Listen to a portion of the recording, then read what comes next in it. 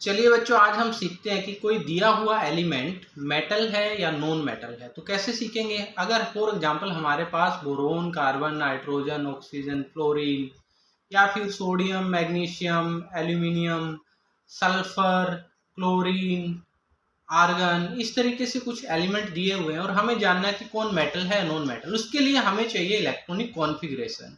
तो electronic configuration, boron का atomic number होता है 5, तो 5 को हम लिखेंगे 2 3। कार्बन 6 होता है 2 4, नाइट्रोजन 2 5, राइट। एल्यूमिनियम की बात करें तो 13 होगा 2 8 3।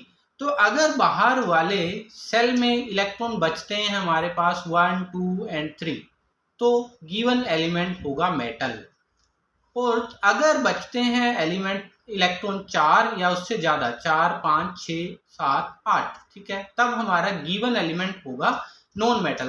एग्जांपल देखते हैं, sulphur 2 8 6, because its atomic number is 16, तो 6 इलेक्ट्रॉन बचते हैं। इट मींस सल्फर एलिमेंट को 2 इलेक्ट्रॉन की नीड है ऑक्टेट कंप्लीट करने के लिए, या फिर 6 जो इलेक्ट्रॉन है वो 1 2 3 से ज्यादा है, तो ये क्या होगा? ये हमारे पास नॉन मेटल होगा।